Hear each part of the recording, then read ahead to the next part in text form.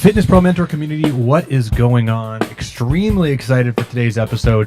I got a cool opportunity coming up, and I've been waiting to talk about it, and we're going to talk about it today because honestly, I think all of you could benefit from this story. But first and foremost, my wonderful co-host Glenn, how you doing today, sir? Fantastic. I got married. She said yes. Ooh, said yes Best day of my and life. married. Beautiful. Yeah. How are you doing, sir? I'm good. I've been married for a while, so I can't relate to the current stuff. Yeah, old school polo. Look at this thing. Thank you so much for correcting that. I know we got to get some new shirts in here.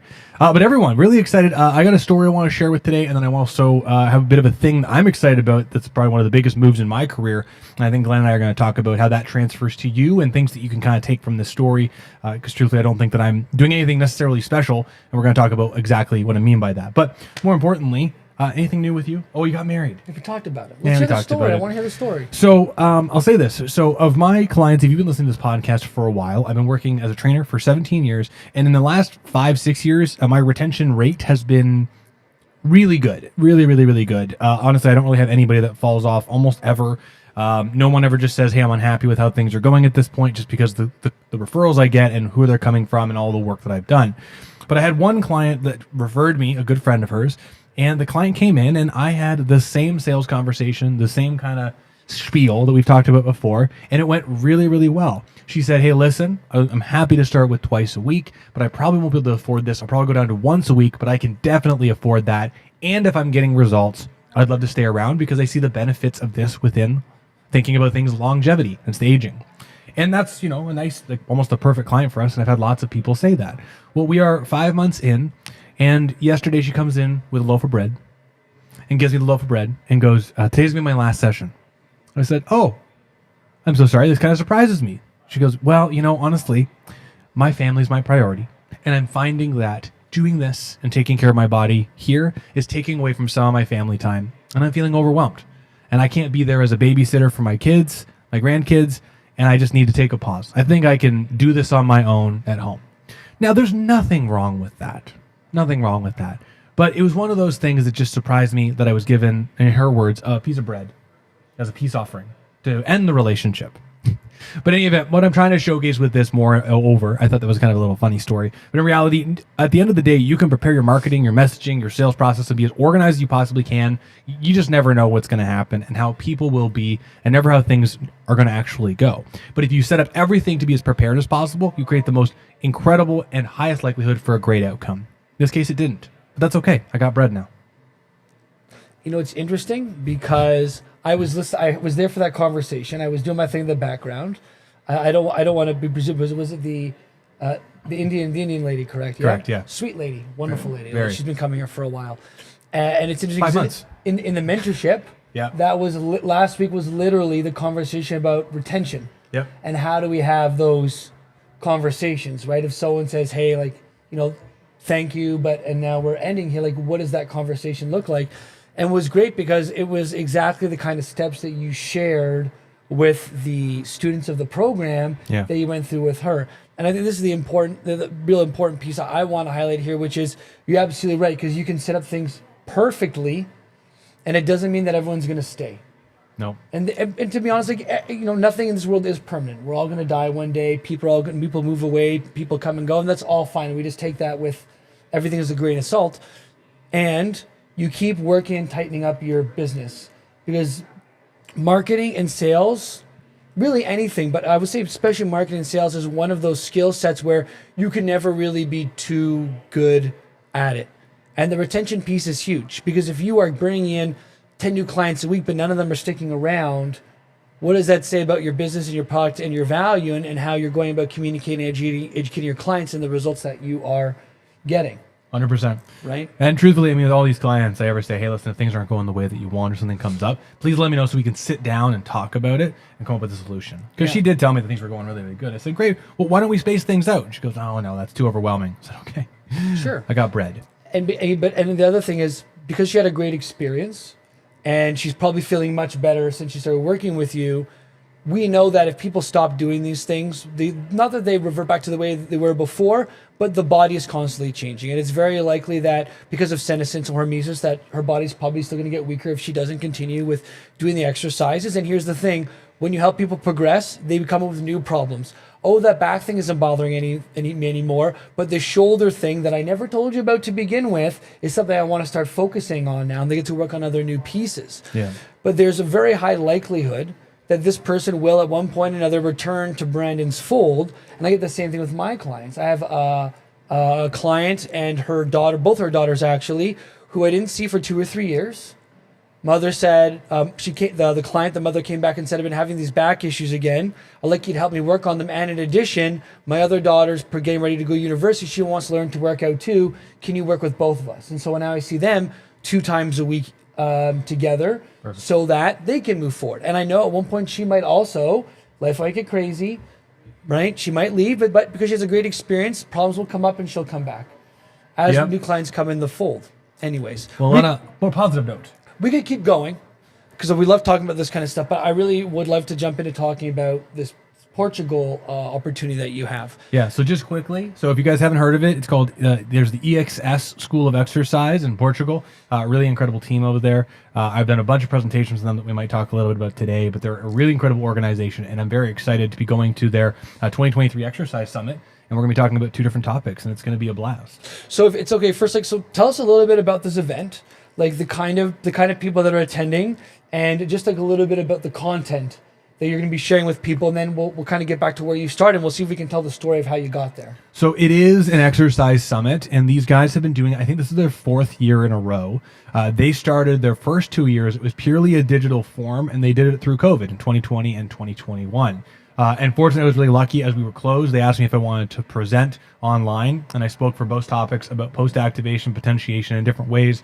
One was an introduction, and then the second was more of a progression and assessment kind of mode that we're using with Crane Scales here, and really, really incredible. Last year, they did their first in-person event, which looked like a banger. I think they had 8 or 9 speakers. Brad Schoenfield was one of the speakers that they flew down to Portugal.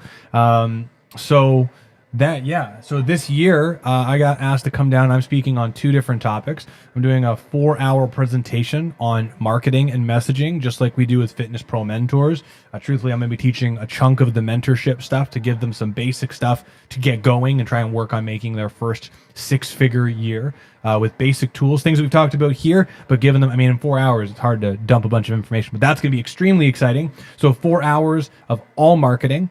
And then on the Sunday, I'm speaking in their Congress event, which I believe all the speakers will be attending at the same time. And I'll be doing a 45-minute presentation on kind of advanced assessment processes using post-activation potentiation, which you've been here. You saw my last solo podcast. I talked about the PAP resistance training continuum. We're going to be going over that for that 45-minute segment, along with, I think it's a 2-hour Q&A segment where anybody in the audience can ask us questions. So I'm really excited about it. It's going to be incredible. So sounds like a lot more time actually doing content than I thought you. I thought it'd be like a couple hours, but it turns out it's 4 plus something else. Mm-hmm. How did they approach you? Did you approach them? How did they initially find you for the first conference that you presented at? So this would be the second time, correct? Third time, but first time being flown down there. So how they find you initially for that first go around the Mulberry Bush? Well, so truthfully, this kind of comes back to why I think this is a great lesson for everybody here. They reached out to me, and of all of our incredible educators that you'll know in the exercise science community, and even more so now because the online community of exercise nerds has really, really, really, really grown. Jokingly, I would say that I'm like a C-level celebrity in that world. And I mean that like pretty low on the totem pole. Like some people know who I am, but not really. There are definitely people who are the Jacques Henry Taylors and the Charlie McMillans that I would say are B-level celebrities, but are not known by a lot of people. And then you have these Cassim Hansons and these other people that are like top tier. The only thing that I was doing really differently on social media was I really took a strong foothold in the post-activation potentiation world and exploring a lot of research there, thanks to Charlie McMillan.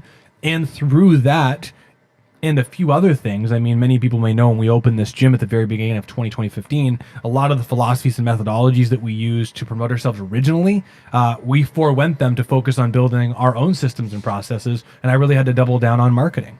So I've taken a strong foothold with Fitness Pro Mentors and myself talking about marketing and PAP, and I guess by being consistent over and over again with the things that I'm saying and doing an okay job communicating it, they reached out to me to ask me to speak at their event. Right. And so I think there's two things that kind of stick out to me there. The big first one is niche, and we've spoken about this in the mentorship a little bit, which is a lot of people, they promote having a wide variety of services that that are for everyone.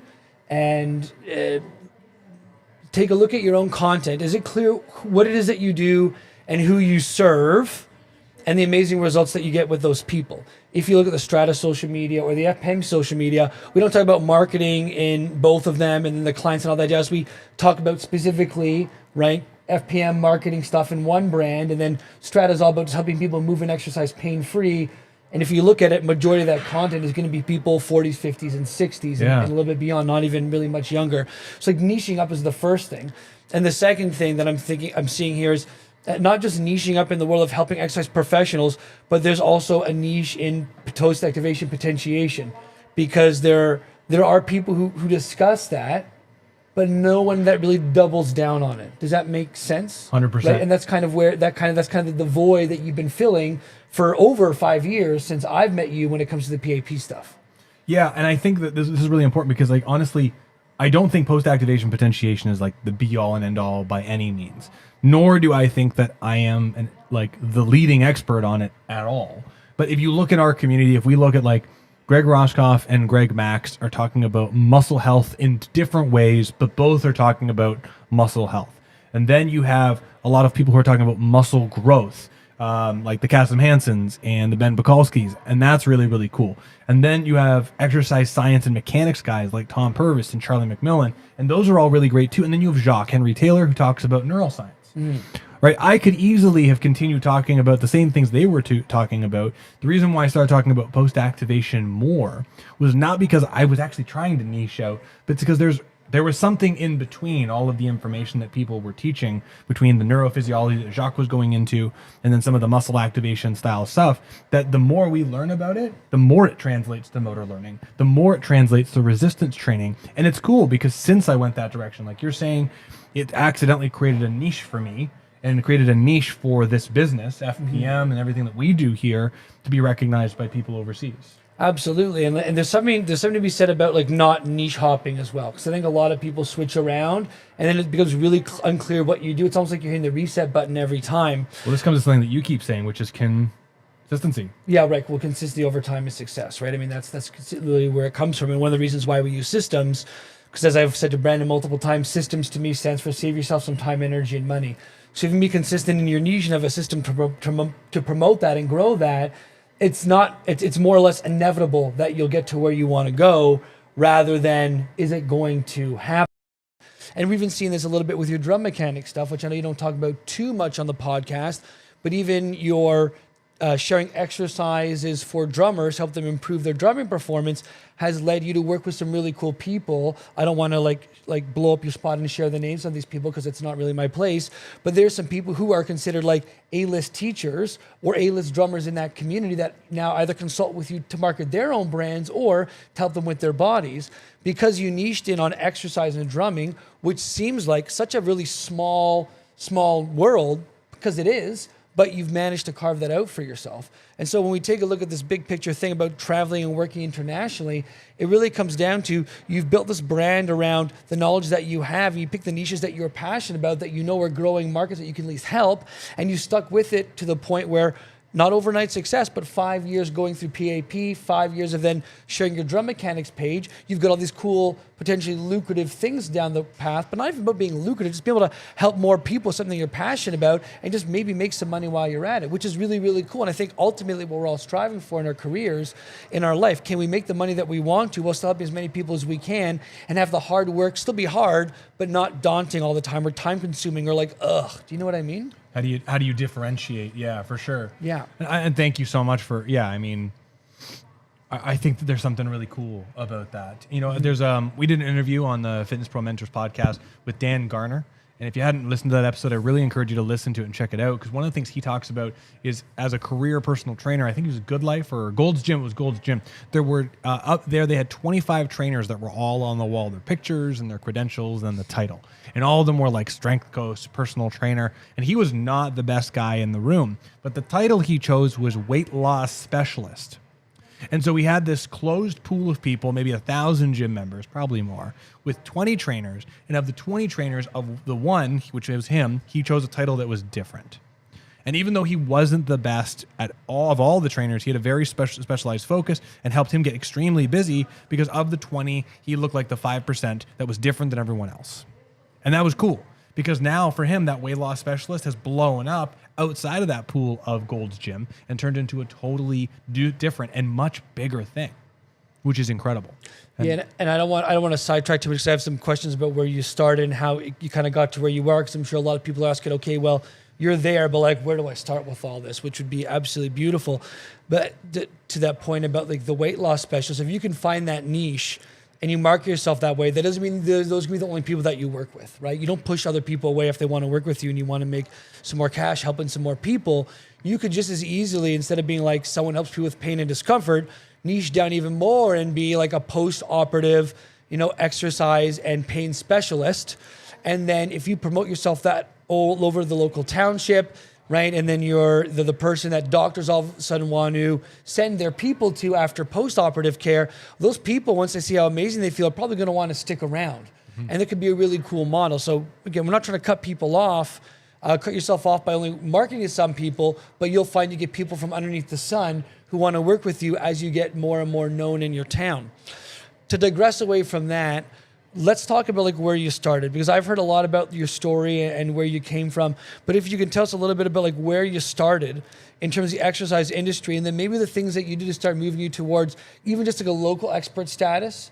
And then we could start looking at like local to maybe more regional, then regional to international. That might really help paint a picture for people about how they would go from where they are now to being an international teacher like yourself. Yeah, so I'll say, I think the first two things, I'll give you two key words and then I'll back it up with some stories. It's showing up and consistency. And those are both kind of the same things, but they're a little bit different.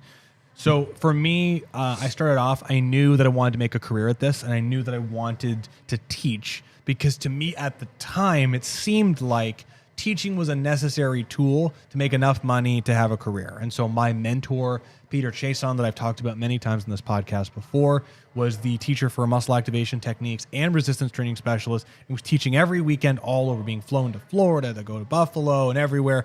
And he was just like, it seemed like living the life. He had his own clinic and then he was teaching everywhere. So for me, it seemed like if I had to be successful, I had to follow in his footsteps. And so what I did, truthfully, to help borrow authority and gain expert status quickly, was I showed up at every single course he taught for like 3 years. I was at every RTS and Jumpstart as an assistant for him for an uncountable amount of times. Like I can't remember how many times that I was there. Like so much so at the point that when I was 22, I had a girlfriend and we broke up the Friday night, and that Saturday I showed up at the course and helped teach anyway. Like I just kept showing up. And what ended up happening was so many people came through the classroom where I was recognized as an assistant to what Peter was doing. And I heard him say the content so many times. I practiced talking about it for free. I didn't get paid. And I showed up consistently. Even when I thought I knew it, I kept showing up. And so my plan was to keep showing up until I was able to meet Tom Purvis and end up in an educator role. But what ended up happening, sadly, Peter was in a tragic motorcycle accident. And when he passed away, this left a void in the educational community in Toronto. And so what was really incredible was I was 23 years old, 23, and Tom asked me if I was interested in teaching for RTS to help take some of the slack of what was missing. Now, we could look at that, and I'm not trying to be hubristic or egocentric at all and go, hey, listen, look at me. Tom thought I was the greatest one, and I am the best. But I'll tell you what it was, I kept showing up. Right? Because how often is someone who's as recognized as Tom going to pick a 23-year-old to be a good replacement for an international educational program? So that worked out really well, and I got to start teaching. And truthfully, I got paid a little bit. I sucked. Like I wasn't good. And I tell everyone, whenever everyone's doing their first presentation, like, listen, you're not going to be good the first time, and that's okay. You have to get out and get in front of people, and you'll focus on some things that you think will be terrifying, and they won't be. And there'll be things you haven't even thought of that you actually you haven't thought of that you'll find are way worse than they actually are. So my first class was a missing link course at Core Strength. It was 25 people, and it was terrifying, but I got through it. And so the next step was, okay, how am I going to continue this legacy that Peter left on? And so all I kept doing was I went to every gym locally and I introduced myself to the general managers. I kept sharing information through the Strata Biomechanics Facebook group and showing exercise science to help show online and social media using many of the things we talked about here, as well as doing study groups once a week where you and I attended before, where I'd invite people in for free. I kept providing value, free on social media, high quality content, free in person where Glenn's and Taylor's and other people showed up. So that way, when I started teaching my course, people like Taylor's and John Craviatos and Katsavos, and other people would sign up and would help me grow. And that was a really great season because from the age of 24 to 27, before I opened the gym, I became really comfortable teaching in front of people, teaching advanced topics. And I learned a lot about taking a topic and how to turn it into digestible bites for any person in front of me, no matter their academic level. And it was really, really quite good. The thing that I think was the linchpin moment that turns into the next part that I think is important is when I opened this gym, a lot of my philosophy around education and how I thought about this gym opening changed. My worldview around exercise and what I did completely changed, which was a problem because I'd spent all this time kind of gearing things up for a specific message that I was going to do. But I started realizing that this idea of using exercise science to help everyone, which was cool, that marketing sucked. And we've talked about this before. If you market to everyone, you get no one. So, fast track a little bit, I realized at the beginning of this, taking everything I learned about teaching and being able to educate someone on any topic that I wanted to, the more I learned about post-activation, the more I learned about motor learning, the more I was introduced to these different modes of contractions, I realized I had to learn a lot about this so I could understand where this fit in. And I could say, hey, Glenn, I know you've been doing things this way for the last 10 years. We need to change directions, and here's why. And that worked out well that I learned so much about that information by me sharing it socially online and sharing it with people like you that extended to where it is now. So all I'll say, honestly, that was a bit more long-winded than I like to be for these kind of things. But in reality, I found a problem. I did everything I could to learn and master that problem for my own self-gratification and my own client list.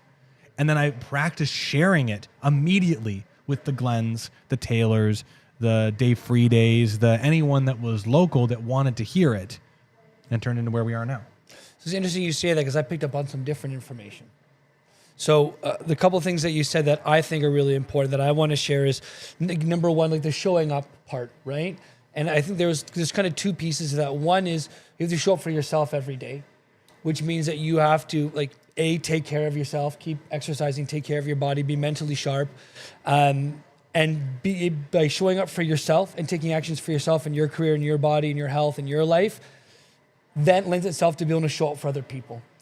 And that's where building that trust with other people, showing that you're reliable, showing that you're consistent, all comes into play. Because if you can't show up for yourself and then you can't show up for other people, you can't build the reliability, the trust, any of that stuff.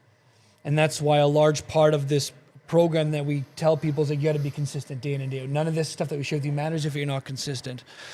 And then from there, I think the other thing that I'm not sure if you said this explicitly, but there's something about that systematic effect where at first you might suck at doing a lot of these skills and it takes a lot more time and effort, maybe even exponentially. So 2, 3, 4, 5 times more time to create a social media post now, like 2 or 3 years ago than it does now. But because you have a system, you've learned the skill set, you become more efficient and you're way better at it, you're more powerful at it, that the results and the dividends you get for taking that action are 5 to 10-fold in 5 to 10 times less time. Yeah. Which when you look at it is like a 10 to 20-fold increase in productivity and output, however you want to look at that. And so I can see where as you build the knowledge and base in your brain and in your mind, and as you build the trust and reliability for your local community, then your regional community, but then your international community, and you learn the skills and you build the systems around creating the content, teaching the content, so on and so forth, it becomes a way of just rinsing and repeating the system through this tremendous knowledge base that you already have. And then as you start expanding to new territory, learning those other new skills, sucking at them a little bit to begin with, sometimes sucking a lot at them, but then expanding it into yourself more and more. Yeah. Right? On that note, and thank you so much. Please. I appreciate you recognizing that. No. I mean, personally, one of the things I like, and it's hard to share this, I like sucking at something. Mm-hmm. I like doing a skill and knowing, okay, I am not good at this and figuring out how to get good at it. So if I don't know something and I'm really interested in it, I know how to. I mean, I say this, I know I can learn anything I want.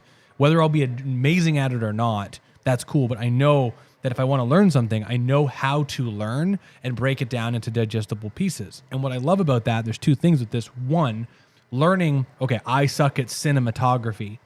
I'm going to learn as much as I can in the next 6 months.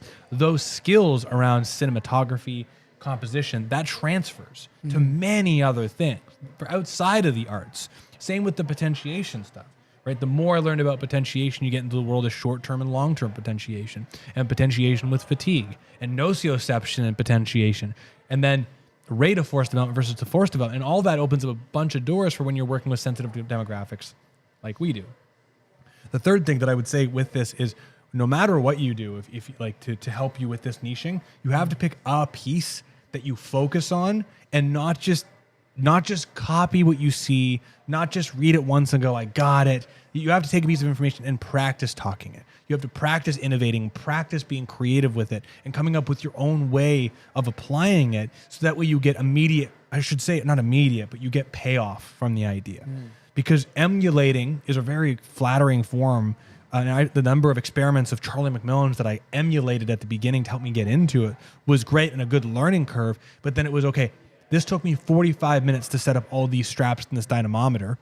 Can I do it in one? How would I do it in 1 minute? Could I do it in 1 minute? Hence why the crane scales are hooked up to the machines. You can't really...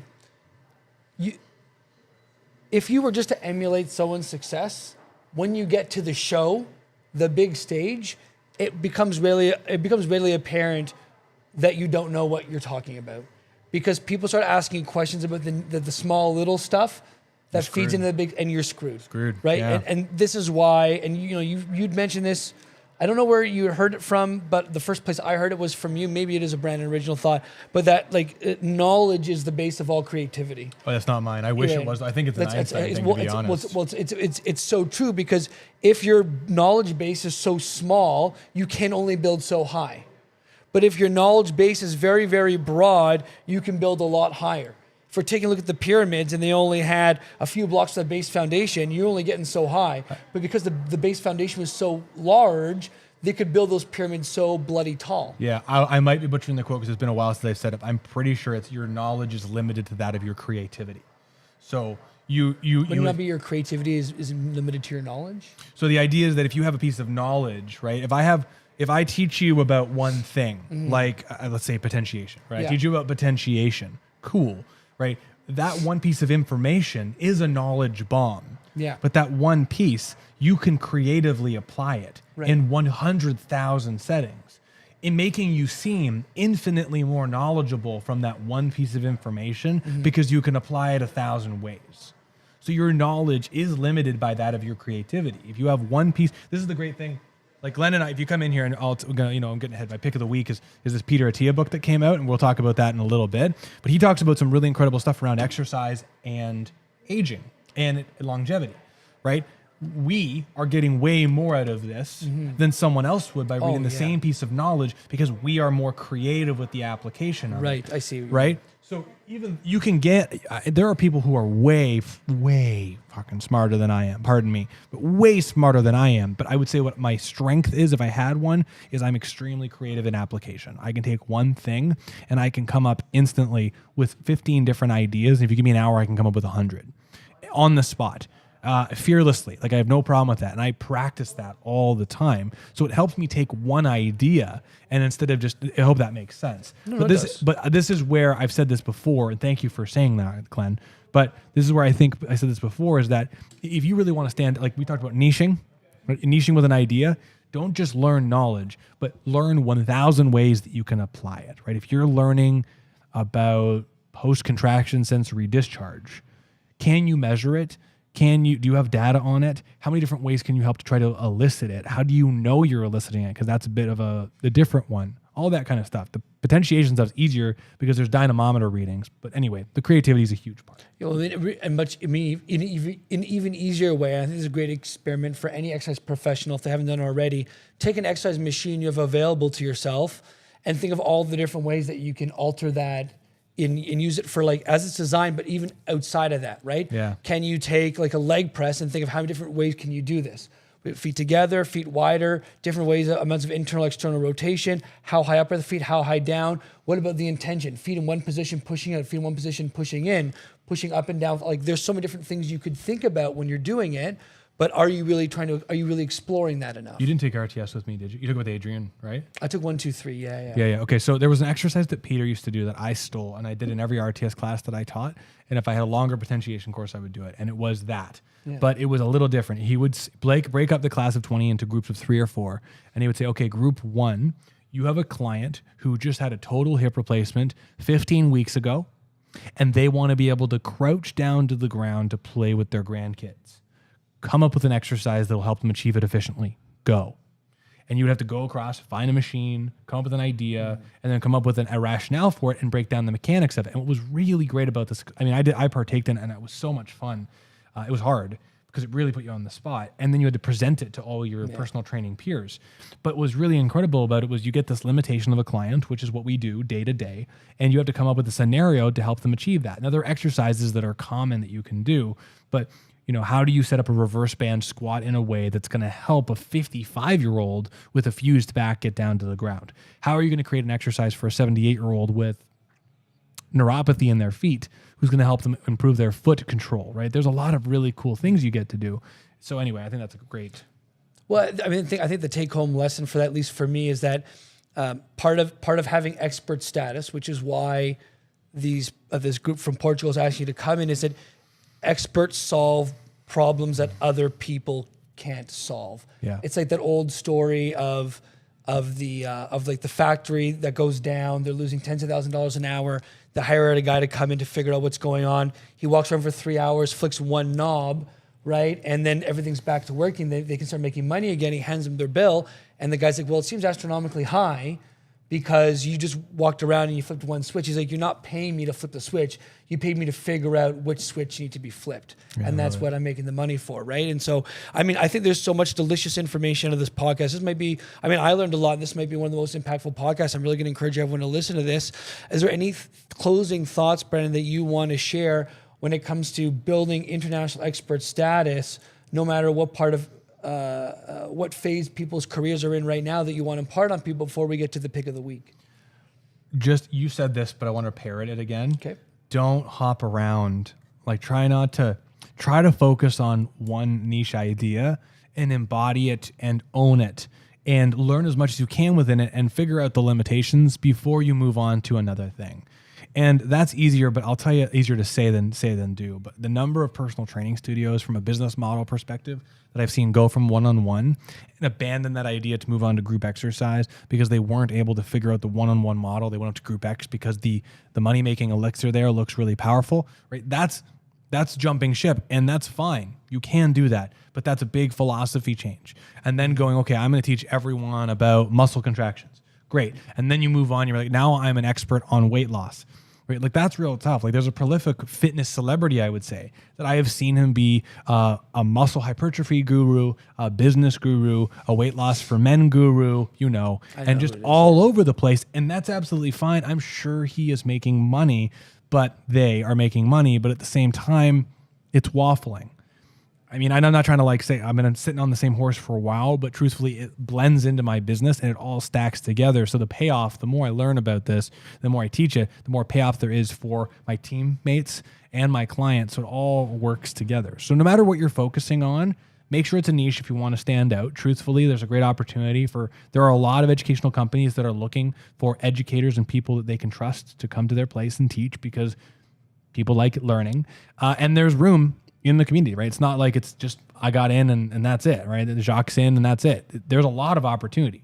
You just got to focus and stay consistent and always show up. And like Glenn said, no matter how successful I am, if I all of a sudden was financially free tomorrow, I would still be here at 7:30 every morning and I would leave at 5 because the moment I stopped showing up, with respect to him, he stopped showing up. My team stopped showing up. And then the client stopped showing up. And then the bills stopped getting paid. And then it's just this trickling effect. You always have to show up because if you show up, other people will show up. That's part of the role of being a leader. That's really, I feel like showing up is like the crux of a lot of this.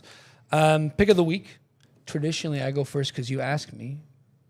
but you already brought the book up, so I'm going to ask you, Brandon, pick of the week. I know Glenn might also be picking it because we're both into it, but Peter Attia's new book, Outlive, The Science and Art of Longevity. Absolutely loving it. Truthfully, it's a methodology that I shouldn't say that. We've been thinking this kind of way in this facility from a Muscle End for a while, but the way Peter has organized it with this 200,000 word book and the number of incredible data drops that he puts into this along with exercise recommendations, it really, really incredible. If you're someone who is a personal trainer and you're really serious about trying to help your clients live longer and learning more, Outlive, definitely recommend it. If you're just a fan of Glenn and I, you've been listening and you're not a personal trainer, this is a great book. I'm recommending to all my family to check it out because truthfully, it talks about the common reasons that people die, the things that you can do to help prevent that at the youngest age possible, and the things that you can do to help just live the longest, highest quality life possible. I'm very excited about it. I'm loving it. I'll be listening to it a few times in audiobook before I move on. But yeah, I'm a huge fan. I've been a big fan of Dr. Peter Attia's for a long time. One of his podcasts that I love, he sits down with a shoulder surgeon and a hand surgeon, and they go over all the major injuries, some of the anatomy. And this is brilliant for someone in our position to be able to hear some of that stuff. I'm a big fan of his, and I wholly recommend the book as well. I think it's fantastic. But Glenn, what's your pick of the week? I don't have any idea what it might be. Oh, well, I told Brandon beforehand what it was going to be, so I don't know if you can put me on the main screen here. Yeah, I forgot, but you know that. My pick of the week is commitment. I got married last Thursday. A Thursday and a half ago, actually. And one of the best day of my life. There's all these things that lead up to it, like nervous, anxious, excited, everything. And the thing that really stuck out to me the most was during the vows. That was actually probably the most impactful part of the day, maybe one of the most impactful 10 minutes of my life, because you're standing in front of somebody with all the other people in your life that you care about watching you, and you're telling them what you're going to be willing to stand for in that relationship.